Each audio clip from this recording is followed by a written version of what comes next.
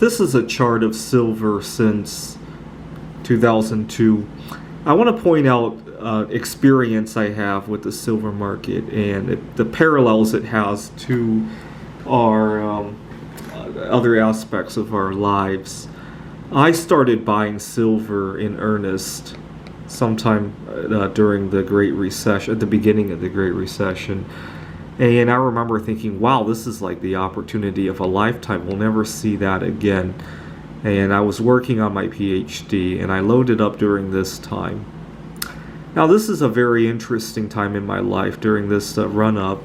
I had just broken up with my girlfriend, and I was scared to death. I was 23 years old at the time, and even though I might not have cared very much for my girlfriend at the very end of the relationship, what I cared about was all the things that we used to love to do, right? Going to a restaurant, going to a movie, going on vacation together. And I thought not only was my relationship with the girl over, but all that was over too. And then I went to see a movie without a girl, and I realized I could do that too. And that's when I felt emancipated from the girlfriend. I really felt that way. I mean, I still wanted to date, but now it was an optional thing, right? It wasn't like if I don't date, I can't do all these fun things, right? And I really enjoyed it. But not long after that, silver went into a bubble. And at the time, it seemed like the game was over. The U.S. dollar was going to crash, right? And I thought, I wasted the last 6 months or so with that girl. I wasn't investing a whole lot into. Actually, I was selling a lot of my silver to support the relationship, and I really regret it. I thought I had blown it, my chance in a lifetime. So I started my first job, and silver started falling. I'm like, oh, this is never going to come back again. I really loaded up in 2014, 15, 16, 17, and silver started to climb. Let's see, I started a job at a tech giant. In 14, I bought a 1,000-ounce silver bar. In 18, I bought another 1,000-ounce silver bar.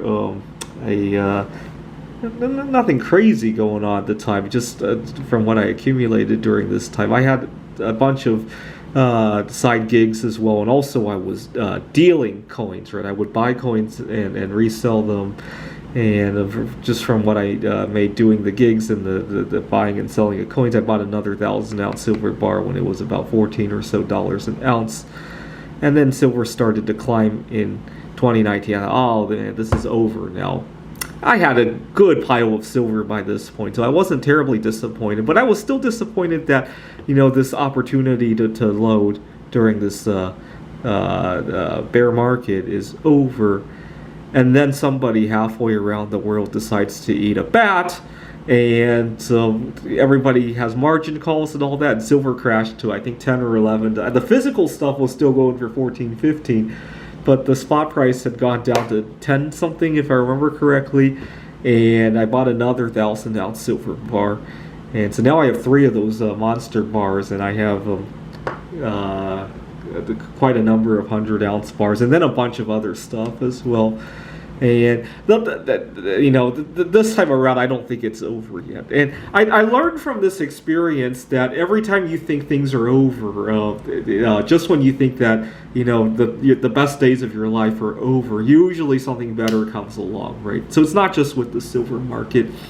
When I was breaking up with the girl, and I thought, oh my God, I'll never go on another date again. And then first of all, I went on the best solo sexual date in my life. And then not long after that, I meet a girl at a conference, right? And then the girl at that I met at the conference, she wants to have children. I wasn't ready for children, so I let her go to have children. I thought, oh, I'll never get another chance like that again. And then I go to a chess tournament and I meet another girl. It was sometime around here. And then we broke up because of that, right? We had to stay 6 feet apart. I thought, oh my God, I'll never meet somebody like that again. And so I go bowling because I want to get over my social anxiety problems. So recently I took up bowling. At the beginning of my bowling career, I was scoring 70 or 80 points. Now I average 150. And then I meet somebody even better, right? And I've learned to never think that the best days of your life are over. Just like to never think your best opportunities of investing in silver are over, right? And even eventually when it does become over and you want to get out of silver, there's going to be other important investment opportunities, right? Maybe you'll buy some real estate, or maybe there's another commodity involved, or maybe the stock market, and you'll get a good deal on that as well.